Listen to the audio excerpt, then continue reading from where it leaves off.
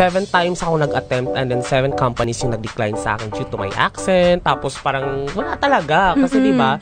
So, ang ginawa ko dun is deadma. Wala akong pakialam kasi at the end of the day, kikita ako.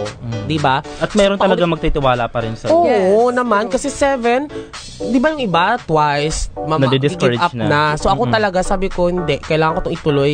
Kailangan ko itong itry. Kasi na-challenge ako nung una na hindi ako nakapasa. Sabi ko, ano bang meron dito na mahihirap makapasok? Correct. Ano bang meron ako, wala ako, na hindi ako makakapasok dito. So, nakakatawa lang kasi nung na-hire na ako, yung mga pinag-a-applyan ko, pinagtatawagan na ako na okay. Parang ganon. So, yan. So, yun, hindi naman siya pagmamayabang, pero it's a way of motivating people na huwag kayong mag-give up kasi Diyos ko, yan lang. Dinidecline lang kayo.